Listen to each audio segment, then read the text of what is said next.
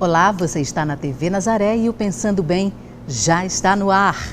O trabalho infantil é um crime que abre portas para outros tipos de violações. Só no Pará, segundo dados do DIEESE, cerca de 180 mil crianças e adolescentes com idade entre 10 e 17 anos trabalham ilegalmente no estado. Para comentar esses dados e discutir o assunto, nós convidamos para o Pensando Bem de hoje Rejane Barros Meireles Alves, procuradora do Trabalho, Heitor Pinheiro, secretário de Estado de Assistência Social do Pará, e Nazaré Sá, do Conselho Estadual dos Direitos da Criança e do Adolescente. Muito obrigada pela presença.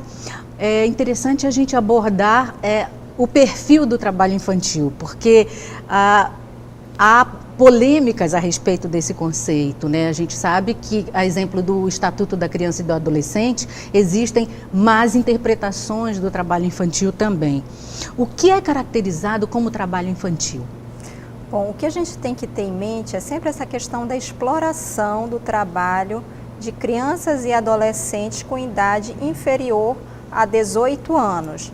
Apesar da Constituição prever a possibilidade do adolescente trabalhar a partir dos 14 anos, prevê de uma maneira muito especial, muito específica, que é dentro do contrato de aprendizagem, que requer formalizações e tem uma destinação específica para sua formação profissional. Agora, toda forma de exploração do trabalho de uma criança ou um adolescente com idade inferior a 14 anos, ou a 16 anos ou a 18 anos, dependendo da situação, é sempre algo que não é desejável dentro do nosso ordenamento jurídico.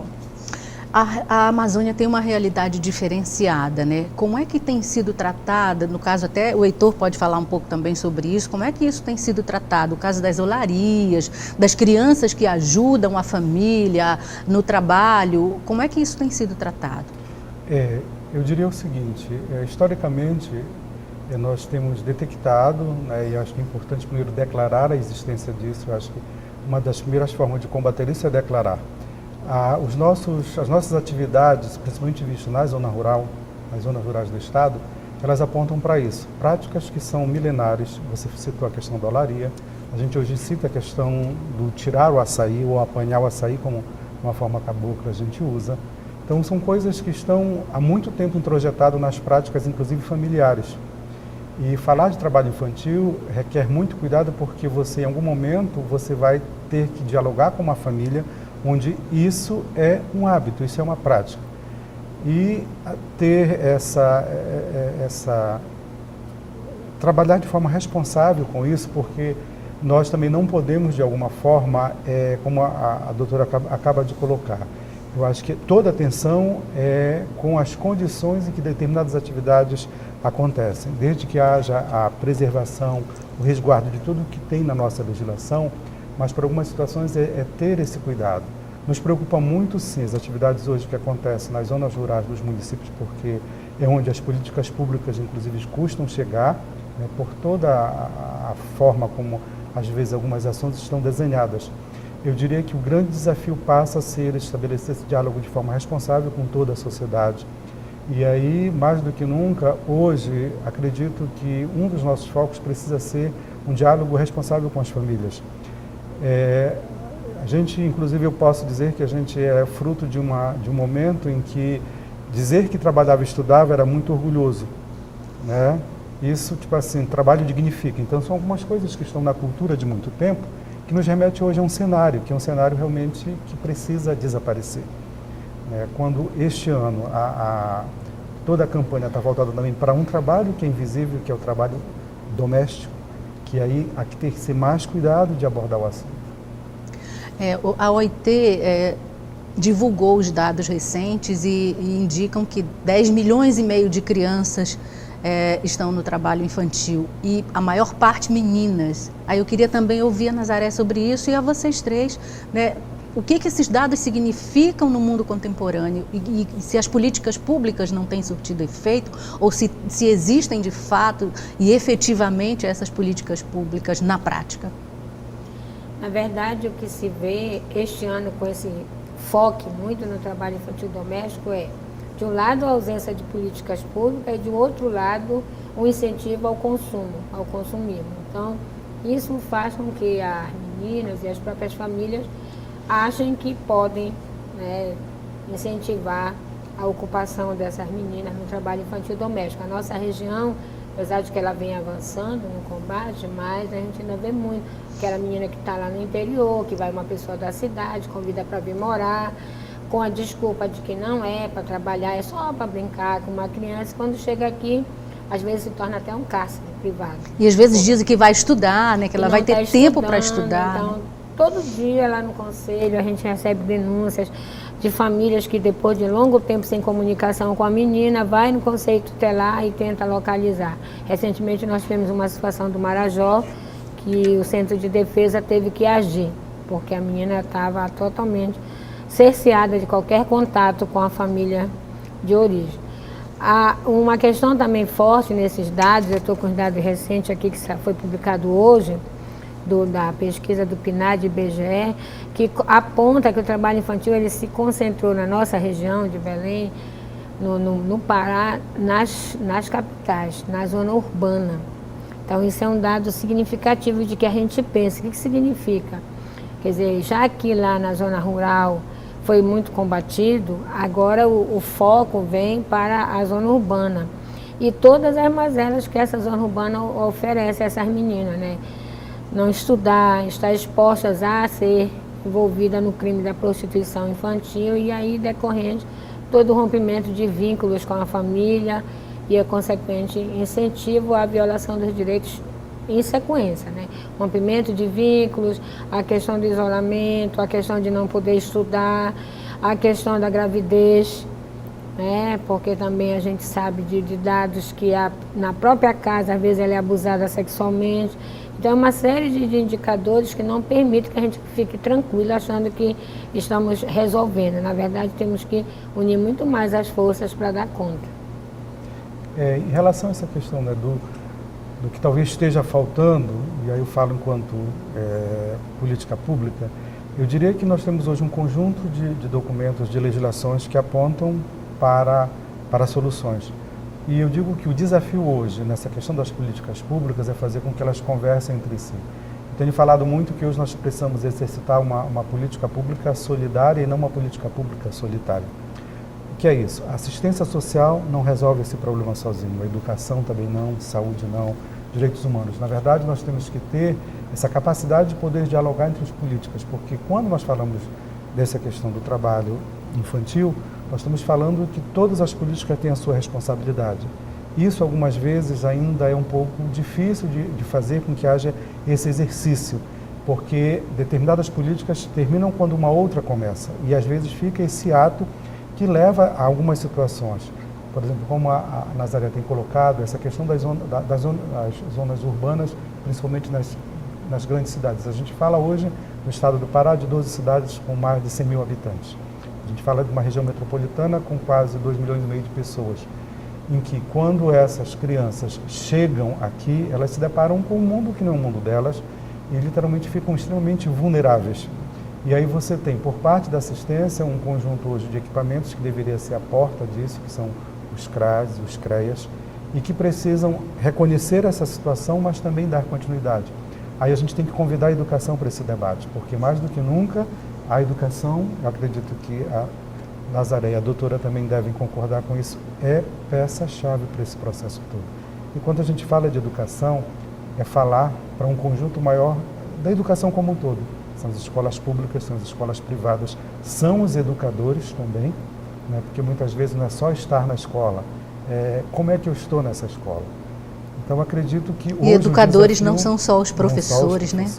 Acredito que o desafio para as políticas públicas é promover um debate permanente de articulação das suas ações. O que eu queria colocar quanto a essa questão é que hoje o nosso problema não é falta de leis que protegem, que nos dão os caminhos para a solução do problema. A nossa grande dificuldade é transformar em realidade as normas hoje existentes de proteção à criança e ao adolescente. Então, sem dúvida nenhuma, o Heitor tocou num ponto sensível aqui, que é a conversa, a complexidade entre as diversas políticas públicas que envolvem saúde, a parte de assistência social, educação e a profissionalização desse jovem para ingressar no mercado de trabalho numa condição melhor e que não seja, o trabalho infantil não acabe sendo, como foi até agora, a reprodução de um ciclo de pobreza. Então, ao pobre, o trabalho, ao rico, o estudo. Não é isso que nós queremos. Queremos oportunidades iguais para que todas as crianças e adolescentes possam se desenvolver de maneira adequada e possam ingressar no mercado de trabalho posteriormente numa condição satisfatória e dignificadora, né? Ou seja, de leis estamos bem servidos, Exatamente. mas na prática não se aplicam as leis. Exatamente, a gente está trabalhando, ainda que timidamente, não obstante todos os esforços em termos de políticas públicas, para transformar essa lei em realidade.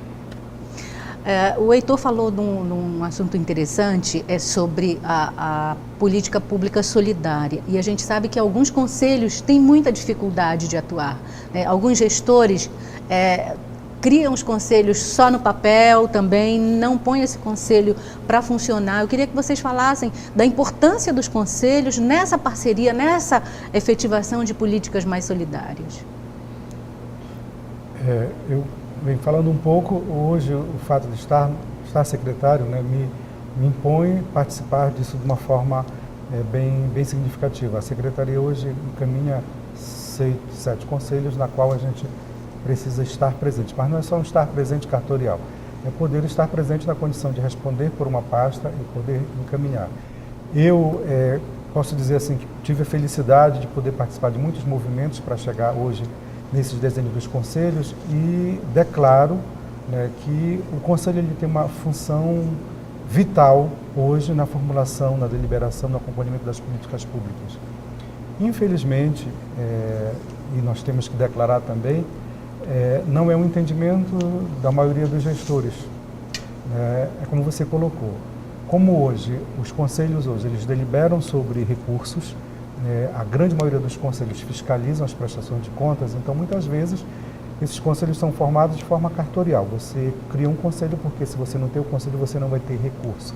Quando o conselho realmente é o maior espaço legítimo para a formulação, para a deliberação dessas políticas, para monitoramento e acompanhamento. Tem que ser um esforço de todos, né, dessa compreensão e também que os próprios conselheiros se vejam como tal, né?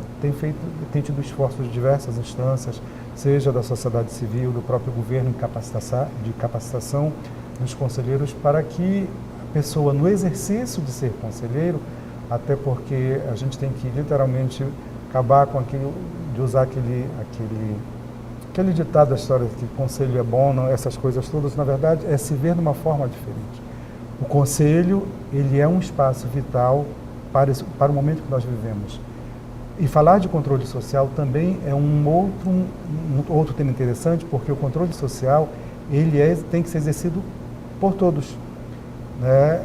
Os conselhos são paritários, alguns outros têm majoritariamente a sociedade civil. Mas durante muito tempo a gente trabalhou o controle social talvez mais focado com a sociedade civil, quando o próprio ente público precisa também exercitar esse controle. Eu entendo, além do que o Heitor coloca, da necessidade que a sociedade saiba o papel estratégico dos conselhos. Porque se na capital a gente já se ressente dessa dificuldade, veja-se hoje a situação de Belém, os conselhos tutelares em greve, o Conselho de Direito de Belém também, eu diria assim, buscando dar uma solução e muito desarticulado. Imagine nos interiores. Então, falando na área da criança e adolescente, que a gente tem discutido muito lá no Conselho, o Heitor é vice-presidente agora, que nós aqui no Conselho Estadual somos órgãos de caráter de âmbito estadual. Nós temos o papel de fazer a ligação com a ponta, que são os municípios. E olhando de maneira geral, os conselhos de direito da criança, eles ficam muitas das vezes em função da eleição do conselho tutelar, da organização de conferências e, eventualmente, quando emerge um problema muito grave, aí potencializa a articulação. Mas não é isso que deve ser feito.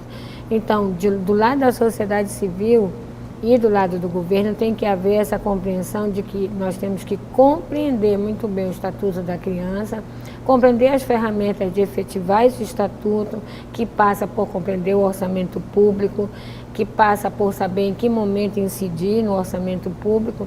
Os municípios agora estão elaborando os seus planos plurianuais, PPA, e aí a gente tem que ver o que pode ser feito na área da infância e adolescência. Quando você pega uma proposta orçamentária de PPA, você já entende qual é a vontade política daquele gestor. Aqui em Belém está vivendo uma experiência, nós estamos com 4 espaços de controle, o Fórum do Direito da Criança, o Fórum da Assistência Social, o Fórum da Juventude e o Fórum dos Trabalhadores de Assistência Social, analisando a proposta do PPA de Belém. E tem sido assim muito interessante, com o apoio do Unicef, a gente está construindo uma proposta de acréscimo, algumas linhas de ação que foram secundarizadas na área da infância e adolescência. Agora, de um outro lado, como bem disse a promotora, né? As leis estão aí, o problema é que não se interpretam essas leis, não se tem vontade política de fazer cumpri-las. Veja-se o exemplo do Bolsa Família, que para mim é o mais berrante.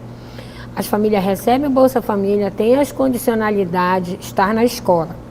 Quando você vai para o município, você ouve muito hoje dizer assim, olha, é obrigatória a presença. Então, o que acontece, por exemplo, aqui na região ribeirinha de Cametá, o pessoal fez uma denúncia assim, a criança entra na escola, assina a frequência, sai pela janela da escola e vai apanhar a sair. Oficialmente, ela está na escola, aprendendo nada. Mas a escola informa a frequência dela. Então, esses mecanismos de controle da sociedade que devem ser compreendidos pelas famílias do Bolsa Família, porque não se tem esse trabalho mais sistemático com essas famílias, de fazer com que elas compreendam o que significa passar o dia inteiro apanhando açaí e não ter a escola, né? Então, por aí, o desafio está posto. Hoje tem uma escola de conselhos ainda dando os primeiros passos, mas que já está trabalhando o que significa o sistema de garantia de direito, quem promove, qual é o papel do Ministério Público, da Polícia, da Justiça, do Conselho Tutelar, qual é o papel da sociedade de maneira geral, das igrejas, né, que às vezes estão também nos conselhos e às vezes dá um desânimo, às vezes dá uma vontade de largar tudo, a gente não muda nada, nós não podemos desanimar, porque o compromisso é com a vida dessas crianças. Então, uma criança que trabalha jamais vai ter o mesmo desenvolvimento daquela outra que teve as potencialidades dela trabalhada em vários aspectos. O desenvolvimento do raciocínio lógico, né, a expressão oral, escrita. Então, basta você olhar essas crianças da zona rural. E eu queria atentar ainda um fenômeno que a gente tem observado, que daqui a pouco vai eclodir de novo o trabalho na zona rural com toda a ênfase, por causa dos grandes projetos. Veja-se Altamira, veja-se essa região aqui do Acará, com a plantação do dendê, e nós. Vamos ficar em Itaituba. Você anda aqui na estrada do Acará, Tomé Açu, Concórdia, você vê só plantação de dendê. E dito como agricultura familiar. Significa que as crianças vão coletar dendê também, né? Tá certo. Pensando bem, vai para o intervalo, daqui a pouquinho a gente volta. Até já. Estamos de volta com o Pensando Bem. O nosso assunto de hoje é o trabalho infantil. A doutora Regiane ficou com a resposta pendente, por isso a gente devolve a palavra a você. Então, para concluir o assunto que nós falávamos ainda há pouco, sobre a questão da participação dos conselhos, eu acho que cada um de nós, dentro das nossas atribuições, temos que ter responsabilidade na nossa atuação. Então, os conselheiros tutelares, quem faz parte do Conselho Municipal dos Direitos da Criança e do Adolescente, e todos os outros conselhos devem vestir a camisa daquilo a que nós nos propusemos a fazer com responsabilidade. Então, se você vê que algo não está funcionando conforme deveria ser, então acione o Ministério Público do Trabalho, acione o gestor municipal, o gestor estadual, para saber o que está acontecendo e como melhor encaminhar a questão, né? Eu acho que cada um de nós, sociedade civil, poder público, somos agentes de transformação social e devemos exercer esse papel com responsabilidade. Então, se eu estou vendo que dentro do conselho, que o conselho tutelar do meu município não está funcionando adequadamente, eu vou cobrar do gestor. o gestor não me deu uma resposta satisfatória, vou procurar o Ministério Público. O próprio Ministério Público do Trabalho tem termo de ajuste de conduta firmado com quase a totalidade dos municípios do estado do Pará, em que eles se comprometeram a estruturar e viabilizar um funcionamento minimamente adequado dos seus conselhos tutelares. Então, nós temos que chamar a responsabilidade àqueles que estão faltando com ela. Eu queria saber, desses termos de ajuste de conduta, eles chegam a cumprir os gestores? Toda vez que nós identificamos o descumprimento, como ele se trata de um título executivo extrajudicial, nós acionamos o Poder Judiciário, depois de tentar medidas administrativas para solucionar aquele problema, e sem êxito nós acionamos o Poder Judiciário para que imponha o administrador público a cumprir com a sua obrigação. Até porque essas obrigações que constam nesses termos não são invenções do Ministério Público do Trabalho. É aquilo que já está previsto lá na lei, que ele já deveria ter feito, independentemente de qualquer coisa, né? Secretário, como é que tem sido o diálogo do poder público, especificamente e especialmente do Estado, hoje com os conselhos? Bem, hoje a Secretaria ela tem uma função, né, que nós dizemos que é de coordenação da política, até porque nós executamos, o nosso nível de execução ele é bem menor, considerando o papel. Tem sido de estimular permanentemente, por meio de capacitações, né, porque nós achamos importante, até porque, por exemplo, agora 2013, o que é que nós temos um cenário? A grande maioria, em função de ter tido uma nova eleição para prefeitos, nós temos um quadro novo de prefeitos, de secretários, de conselheiros. Então, nós temos estimulado permanentemente capacitação, encontros, formação. Segundo, é de estabelecer, de aproximar também a gestão municipal desses conselhos, porque quando geralmente nós vamos fazer o que nós chamamos de monitoramento no município, uma das etapas desse monitoramento é reunir com esses conselhos e ouvir deles como é que está funcionando. E a partir disso a gente sai do município com o que nós chamamos de um plano de providências, na qual é apontado, identificado essas situações, e o município, a gestão, ela também precisa pactuar com o Estado o que é que ela precisa avançar. Então, enquanto assistência, e o próprio poder público nas outras instâncias também tem feito estimular essa participação, apoiar quando é necessário. Muitas vezes nós somos demandados para apoiar por o momento da eleição dos conselhos, que às vezes existem algumas questões que não são cumpridas.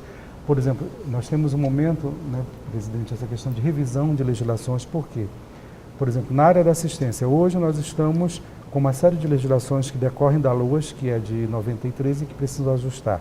Então, é um outro movimento que nós estamos fazendo também de atualização dessas legislações.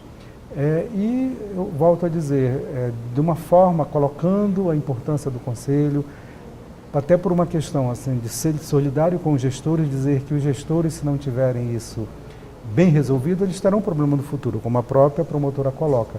Independente dos termos, inclusive existe uma outra questão, que é as ações civil públicas que também demandam. Então, eu acho que não precisamos chegar a isso, né? Até porque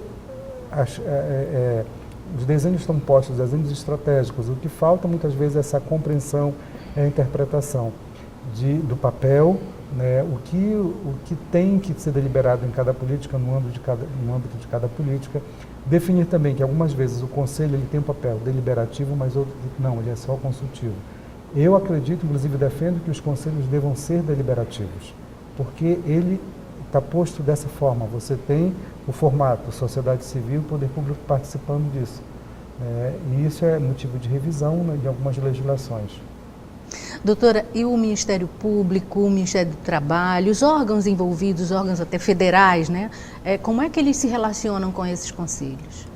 Olha, a gente tem uma relação mais de tentar salvaguardar, no caso, por exemplo, dos conselhos tutelares, que eles tenham essa estrutura mínima para que possam desenvolver a sua atividade principal.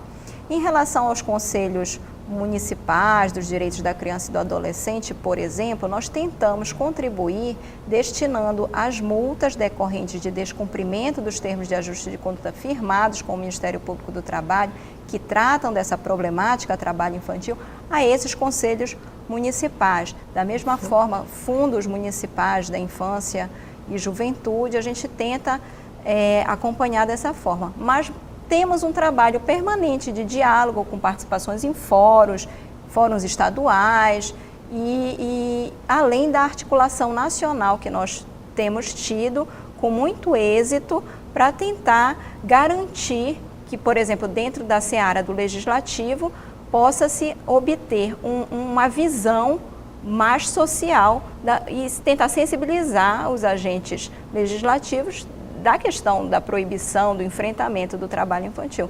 Inclusive, o Ministério Público do Trabalho teve uma atuação muito forte, marcada agora no final da última semana, sobre a questão do trabalho, do projeto de lei do trabalho infantil doméstico, para proibir que esse trabalho fosse permitido para jovens com menos de 18 anos, né? Foi uma luta muito árdua, mas que tivemos um êxito aí bem importante, que agora vai ser votado ainda o projeto de lei, mas que está proibido hoje, vai ser proibido após a votação, né? Que o trabalho doméstico seja permitido para adolescentes com idade inferior a 18 anos.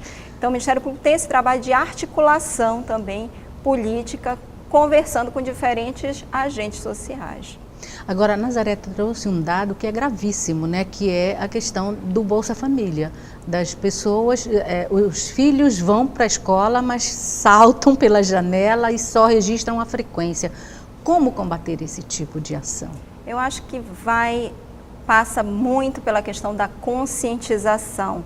Lógico que na zona rural, como estamos mais distantes dos poderes públicos, às vezes das fiscalizações, essas coisas de fato acontecem com mais frequência, né? Mas a gente tem que ser incansável no trabalho de conscientização, mostrando a importância. Não é porque nós temos aquela família que foi a vida toda, trabalhou na extração do açaí, que os filhos delas serão extratores de açaí para sempre. É importante reproduzir uma cultura, sim, mas é importante que aquela criança tenha a oportunidade de escolher o seu futuro. Uhum. Eu quero ser um médico, eu quero ser professor, eu quero ser engenheiro, enfim, qualquer profissão que ele deseje ser no futuro, né, mas que ele tenha essa possibilidade de escolher e não apenas reproduzir aquele ciclo de maneira inconsciente e sem reflexões, sem críticas, porque não teve oportunidade de conhecer uma outra realidade, né?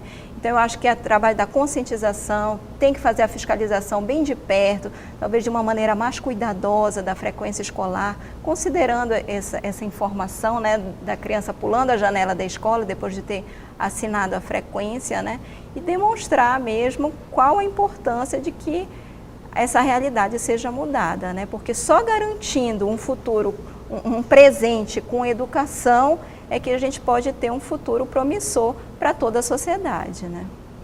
Eu acho que a questão remete também a uma reflexão de que os conselhos tutelares, embora com um empenho muito grande, eles não têm as condições objetivas de estar presente na dimensão dos municípios. Nossos municípios são verdadeiros territórios bem amplos, né? Aí não tem o transporte para ir lá. O outro lado é o Ministério Público, ele não está presente em todos os municípios por conta, né, da distribuição dos profissionais que não atendem. Então, nós teríamos que pensar, Conselho Estadual, Ministério Público, estratégias de informação para a população, de alguns canais alternativos de denúncia, para que a gente pudesse encostar nessas situações. De um outro lado, você bate também, eu já ouvi muito em debate nos municípios, diz assim, se meu filho não está trabalhando, o traficante chega e diz para ele, olha, tu vai ter teu dinheiro vendendo droga. Então, como ele não gosta da escola, que lá na escola às vezes ele vai, não tem merenda, o professor está desmotivado, eu prefiro que ele vá apanhar açaí ou vá para a roça, do que ele ficar em casa sem fazer nada e o traficante se acercar dele. Acho que é um raciocínio lógico de um pai que quer o bem. E o bem para ele se limita a ser reprodutor de apanhar açaí. E o nosso papel enquanto entidade de defesa do direito, enquanto gestores, fica onde? Né? De criar espaço. Eu tenho muito receio dessas datas pontuais. Aí você enfrenta a violência sexual dia 18 de maio, aí você enfrenta o trabalho infantil e depois esquece. Na verdade, nós temos que ter estratégia de pensar políticas todo o tempo de ações inseridas na rotina, né? Articulada, né? Onde fique claro, olha, se eu ver uma situação dessa, eu posso contar com o Ministério Público, se não é lá no meu município, mas onde? É na capital, em que espaço, né? É no espaço do Cine, onde é? Procurar ter essa clareza, porque as pessoas são desinformadas. O nível de desinformação é tão grande que quando você chega numa localidade assim no interior, e não é muito longe daqui de Belém, não, é aqui no entorno das ilhas, as pessoas dizem assim, não, ele vai apanhar sair escondido, mas ele vai, porque eu prefiro. Ou então, não, deixa ela ir para Belém, que lá ela vai estudar. Quer dizer, nós não conseguimos ainda balançar esse pouco do projeto daquela família. E aí remete uma discussão que nós estamos agora no Conselho, tendo a responsabilidade de fomentar, que é a implementação de um plano de convivência familiar e comunitária. E neste plano se articule as ações e se articule os compromissos e pactos para a convivência naquela comunidade. Quer dizer, então a criança vai gostar de estar lá, ela não vai sonhar de vir para Belém. Porque, por exemplo, se você chega lá em Marudá, fala com aquele jovem, todos querem vir para Belém, ninguém quer ser pescador mais lá. E a gente nunca encontra uma resposta por que não querem mais ser pescador. A questão, por exemplo, da música, que era uma questão muito forte, tinha uma escola de música lá, fechou. Então, os meninos assim, ainda pensavam até de ser um professor de música, não tem mais. Então, a desarticulação das políticas da área da cultura, da área do esporte, da profissionalização, também faz com que esse cenário fique aí todo o tempo. A gente passando o dia 12 de junho, discutindo e achando, não, estamos enfrentando. Não estamos enfrentando de forma tímida, porque não conseguimos articular ações mais estratégicas de longo curso mesmo, né, no dia a dia. Eu acho que até que você tocou num ponto bem importante, que foi aquele quando diz o pai, diz, eu prefiro que ele esteja lá colhendo o açaí do que na mão de um traficante. Isso fala muito dos mitos que envolvem o trabalho infantil, né?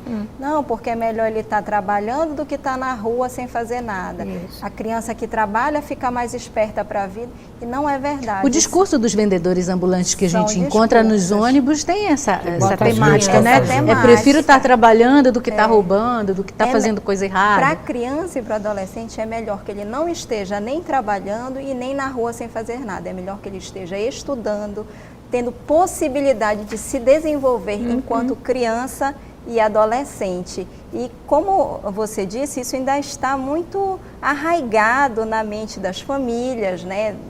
Da cultura do senso comum de uma forma generalizada, e a gente precisa trabalhar. Não é um trabalho que a gente consegue resultados da noite para o dia, mas se a gente não começar hoje plantando a semente, daqui a 10, 15 anos a gente não vai conseguir colher nada, né? Então é um trabalho diuturno, árduo, muito difícil e que depende muito da atuação de cada um de nós. Conscientizar essa família que não é esse o caminho, que quando aquela família não tem condições de prover o seu sustento, não é a criança que será responsável por isso, e sim o Estado, existem os meios. Agora, quando a gente fala em Bolsa Família, além dessa questão, a gente tem que pensar nas possibilidades de emprego e renda para a família, para que ela não seja dependente exclusivamente dessa assistência daquele eternamente, benefício. né? Exatamente. A gente tem que criar um mecanismo de libertação econômica para que haja um ciclo diferente lá adiante, né? Esse foi um passo inicial para resolver esse problema mais grave agora, mas qual é o passo seguinte? É conseguir fornecer a eles uma política de emprego e renda que o momento seja outro depois de independência econômico-financeira, né? E que não tenha essa reprodução eterna desse ciclo de dependência do Bolsa Família ou de qualquer outro benefício do governo. Eu acho que essas falas remetem a duas reflexões, né? Uma, voltando a essa questão entre oportunidade e ocupação, né? Nós precisamos garantir oportunidades. Ocupação, que é muito cômodo dizer, ele está ocupado.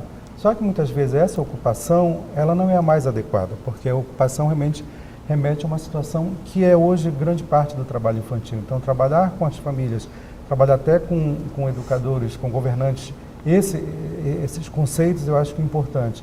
Nós precisamos garantir oportunidades, porque oportunidade leva essa criança e adolescente a se ver no futuro numa condição outra. A ocupação não, ele está lá ocupado. Que a promotora coloca também um outro conceito, é a questão da emancipação e da compensação.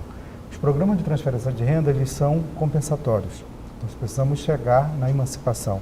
Porque hoje existem alguns parâmetros, a questão dos recortes, na questão das per capita, de nível de ponto de salário mínimo, considerar como uma família em extrema pobreza, isso está posto. Nós precisamos ultrapassar isso, e a forma é garantir realmente que esta família possa ter a sua renda de uma forma totalmente diferente, na qual ele se veja disso, não apenas atrelado à questão da compensação. Ela é importante, em alguns momentos ela é vital, porque nós da assistência dizemos o seguinte: quando uma família, uma pessoa chega num total estado de desproteção, nos cabe proteger, garantindo coisas básicas, como a questão da alimentação, mas nós temos que ir além disso, porque senão nós vamos ter, durante muito tempo, já que os programas eles estão, a gente pode fazer um recorte, acho que de 15 anos, mas já é tempo de nós ousarmos numa política pública mais perene, levando ao que eu digo hoje, o grande salto para a assistência é trabalhar a emancipação. Eu vou me apropriar de novo de uma fala da Nazaré, que é interessantíssima que a gente aborde. Ela fala que é preciso ações de longo curso. E nós sabemos que as administrações são personalistas. Você tem um projeto aqui, se não foi assinado por aquele gestor, ele abandona e começa do zero. Que medidas protetivas, eu não sei se existe isso, mas que medidas se pode ter, até do ponto de vista da gestão pública, secretário, para que se proteja essas ações, para que não sofram descontinuidade? Hoje, eu acho que não se deve se falar, se deve agir. É o conceito de política pública e não política de governo. Aproveitando a promotora aqui, hoje existem algumas legislações, mas nós, novamente, promotora, vivemos agora nessa mudança de novas gestões municipais, aquela cultura. Eu saio, eu levo tudo. Os conselhos passaram por isso, os HDs sumiram, todo o banco de dados, ar-condicionado sumiu. E existe uma lei de responsabilidade fiscal, na qual isso precisa ser posto. Quando nós falamos muito que os conselhos precisam deliberar sobre políticas públicas, é porque nós tenhamos ter instrumento que, independente das cores, dos sabores, das gestões, isso precisa continuar. Acredito em que em algumas áreas isso tenha avançado um pouco, mas em outras ainda de forma muito tímida. Ultrapassar esse patamar de política de governo para política pública. E, novamente, nós nos defrontamos com essa situação, porque muda o gestor por alguma questão, o que saiu levou tudo, você penaliza toda uma população, o administrador que assume, ele se vê impossibilitado, inclusive, de celebrar convênios, de receber recursos. Então, se cria uma situação extremamente desfavorável. E quem perde com isso? É a população, que fica ausente, carente de toda uma atenção. A gente vai para mais um intervalinho, daqui a pouco o Pensando Bem está de volta. Até já! Pensando Bem está de volta e nosso assunto de hoje é o trabalho infantil. Doutora, a gente falava dessa questão das administrações personalistas, né? E a gente ficou sem a sua fala, por isso a senhora começa. Então, o que eu queria dizer é que é lamentável essa situação. Ano após ano, gestão após gestão, a gente ouve realmente isso dos novos gestores municipais dizendo, olha, cheguei lá, abri a prefeitura, quer dizer, nem tinha a chave para abrir, porque o último prefeito deixou trancado e levou a chave. Tive que chamar um chaveiro para arrombar o prédio da prefeitura e não tinha nada. Então, eu acho que foi colocada a questão da lei de responsabilidade e tudo, mas além disso, eu acho que o mais importante, o ator principal dessa questão, somos nós, cidadãos, eleitores, que temos que tomar conhecimento desse fato, quem foi esse gestor que saiu e que sumiu com todos os documentos, para que nas próximas eleições, quando ele venha pedir voto novamente, a gente tenha esse fato bem fresquinho na cabeça e dizer, esse não serve para administrar o meu município, olha o que ele fez no passado. Eu acho que muito mais importante e muito mais força tem a consciência do eleitor, do cidadão, do que a caneta do juiz depois quando for condenar um prefeito, um gestor municipal, estadual, qualquer que seja, contra um ato criminoso, eu diria, desse praticado contra a sociedade, contra a população. Nós temos um estado que a gente costuma dizer, até já virou um clichê, de dimensões continentais, né? De que maneira a população pode acessar os serviços do Conselho, da assistência social, do Ministério Público? Olha, deixa eu falar aqui do Ministério Público. O Ministério Público do Trabalho, ele está presente em Belém, na capital. Ele fica localizado ali na Rua dos Mundurucus, entre Cerzedelo Correia e Padre Eutíquio, bem na frente da Praça Batista Campos. E estamos também na capital do estado do Amapá, na cidade de Macapá. na cidade de Marabá e na cidade de Santarém. Então, Belém fica responsável pela região metropolitana e basicamente o nordeste do estado, Santarém pelo oeste do estado do Pará e Marabá pelo sul e sudeste do estado. Então, para que, se for mais fácil, como acho que hoje a internet está mais ou menos difundida aí, pode acessar o site www.pgt, de Procuradoria Geral do Trabalho, .mpt, Ministério Público do Trabalho, .gov.br. Acessando lá, você pode ver todas as procuradorias em todo o Brasil, especialmente aqui no nosso estado, com endereço, telefone certinho. Existe a possibilidade de fazer denúncias por telefone, anônimas se for o caso, ou então identificadas com pedido de sigilo. Qualquer assunto relacionado ao mundo do trabalho pode ser dialogado através desses canais. Enquanto assistência social, né, nós temos duas formas de organização. A organização de Estado, que é a Secretaria de Estado e Assistência Social, que fica na Avenida Governador José Malcher, número 1018, telefone geral, inclusive um telefone que dá acesso à ouvidoria, que é uma instância também que nós estamos implementando, porque os usuários dessa política precisam, inclusive, responder para a Secretaria como estão sendo tratados, que pode ser pelo 3239-1414.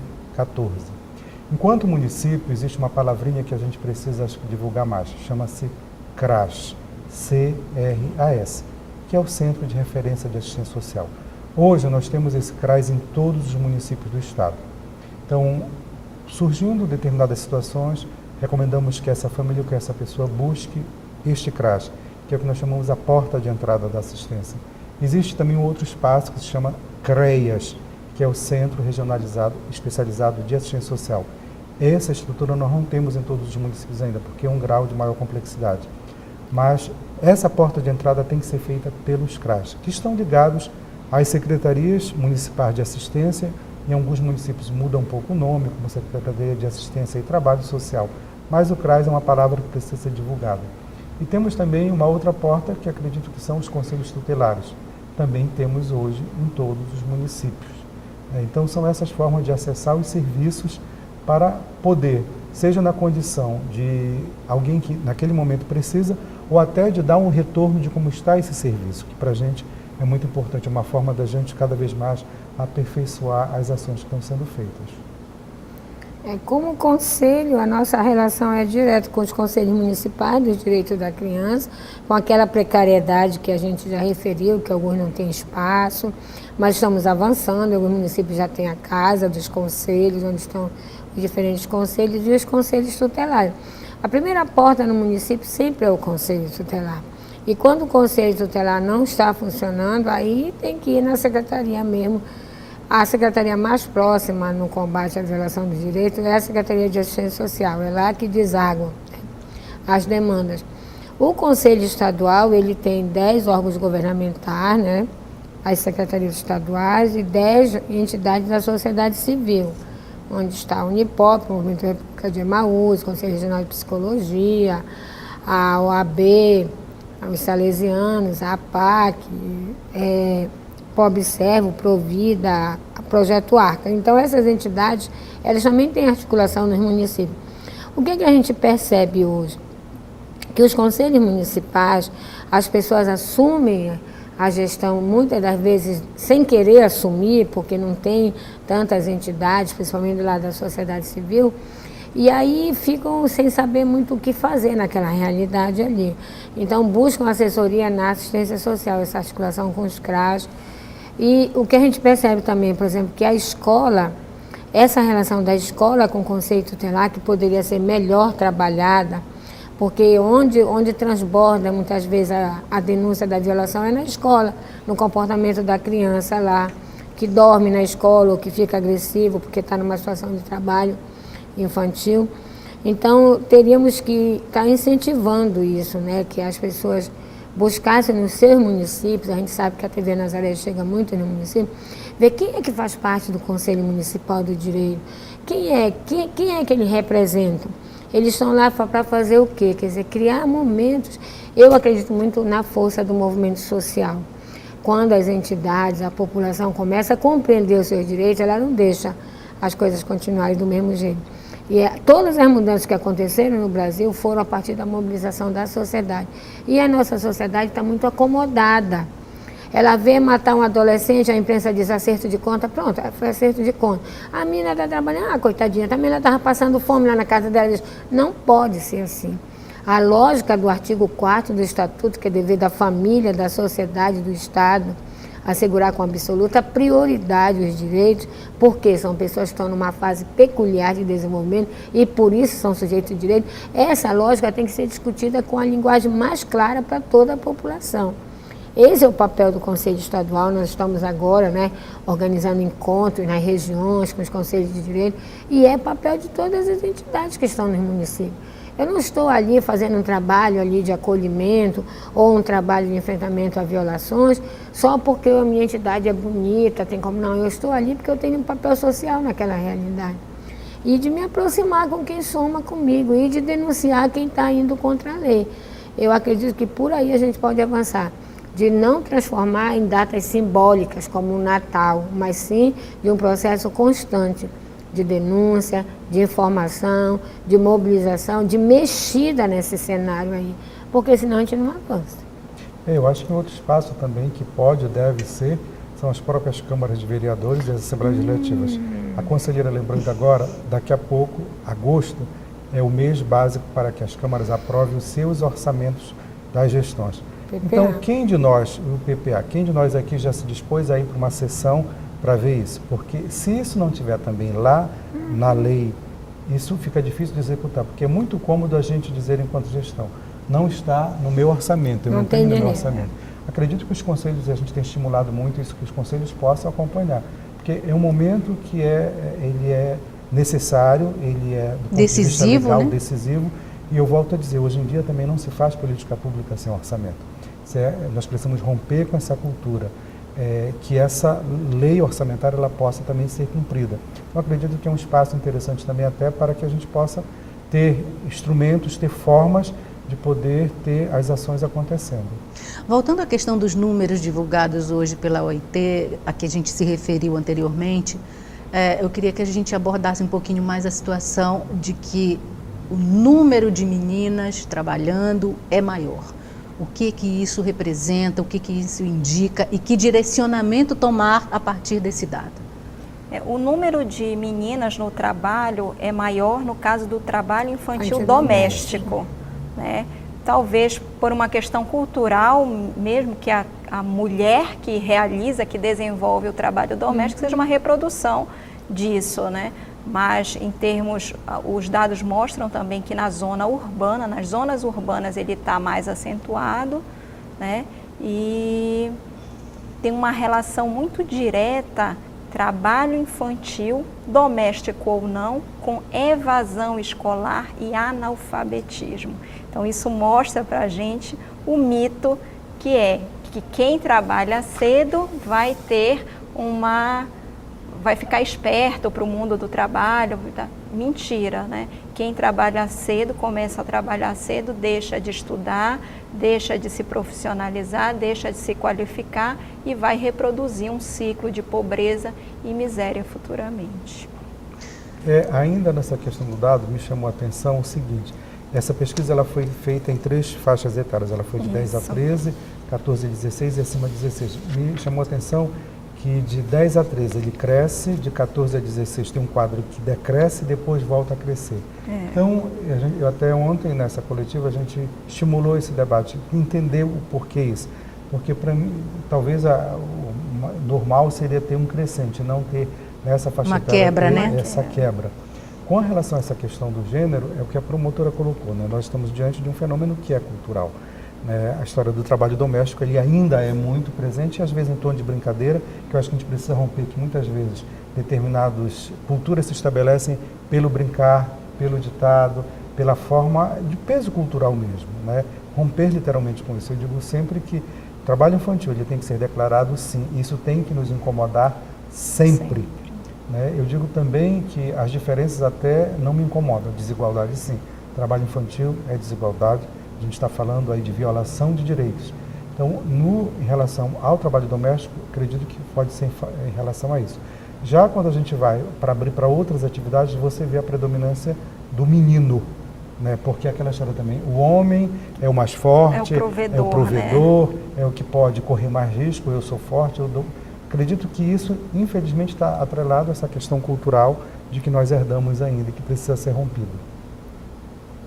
E uma outra questão que também deve ser colocada é que hoje no debate lá na escola, o pessoal diz assim, quer dizer que então as meninas não podem fazer nada em casa? A gente, não é este trabalho infantil que a gente combate. A organização do trabalho doméstico em casa, junto com a sua família, deve acontecer. Você tem que se preparar para a vida.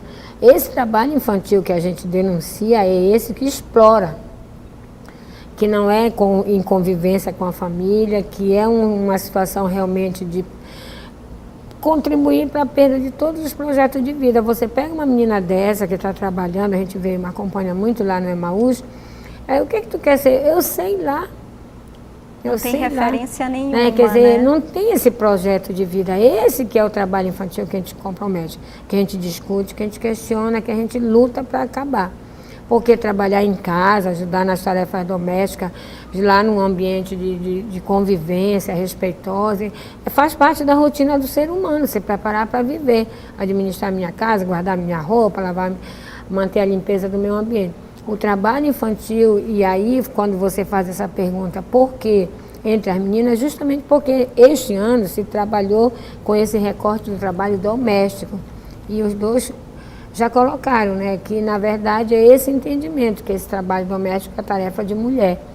Então por isso ele vem mais à tona. Mas se nós formos analisar as diferentes expressões de trabalho infantil, nós vamos ver, por exemplo, os meninos aí nas ruas, né, expondo-se, vendendo objetos, os meninos trabalhando ainda nas carvoarias, nas serrarias, ainda se vê.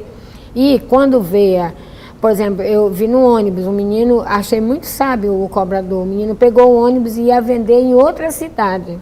Aí o cobrador disse, tu tá sozinho? Tô. E o que tu vai fazer? Não, eu vou vender pamonha em outra cidade. Desce. Quer dizer, então ele já sabia e ele disse, sabe por que ele faz isso? Porque na outra cidade ele não é conhecido.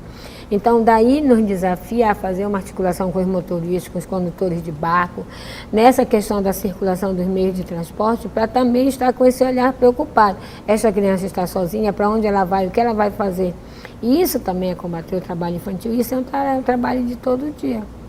Só para a gente encerrar, que esperança temos e que avanços já conseguimos nessa questão do trabalho infantil? Bom, esperança eu tenho todas ainda, né?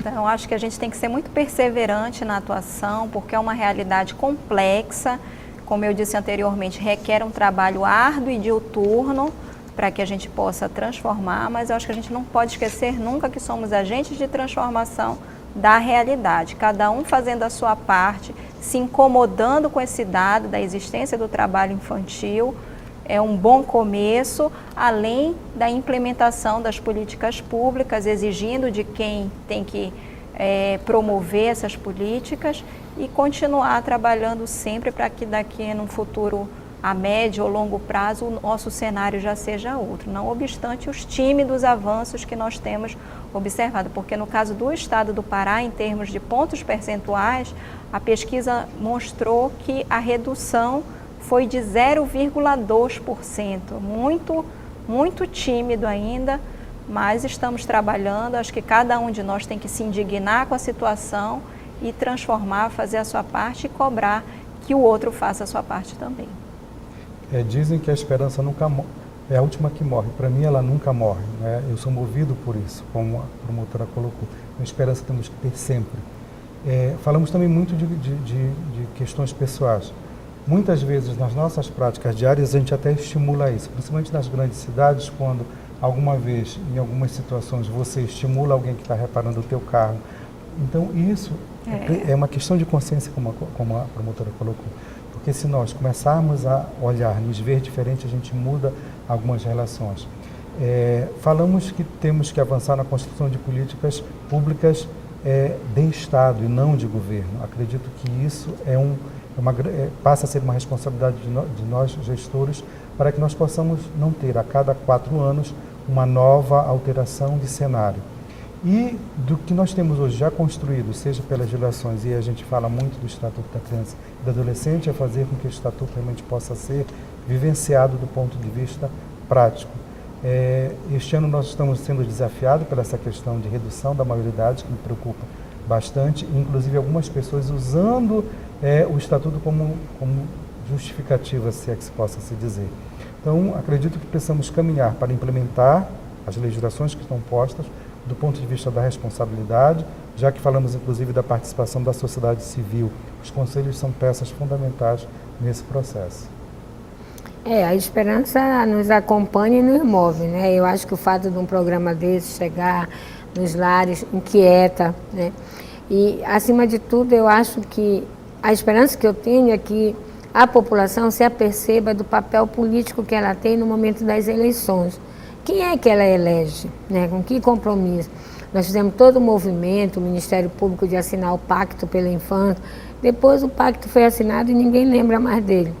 Então, essa questão dos gestores públicos, dos parlamentares, trazer a discussão do Estatuto da Criança para a concretitude de ações no orçamento e nos espaços mesmo de fortalecimento, como a promotora colocou, os fundos da infância, na maioria dos nossos municípios, não estão funcionando como um mecanismo de captação de recursos para fazer ações na área da proteção especial, que seria uma do enfrentamento ao trabalho infantil.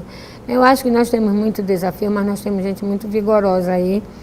Falta nos articular, falta a gente juntar as forças, e o desafio maior para mim, hoje colocado, é que as pessoas tenham mais acesso a informações, para ter coragem de fazer as denúncias e de buscar alternativas. Olha, muitíssimo obrigada pela presença, por vocês terem nos ajudado a pensar bem sobre esse assunto. Muito obrigada. Obrigada. O Pensando Bem de hoje fica por aqui. Na semana que vem a gente volta. Muitíssimo obrigada pela sua companhia e até lá.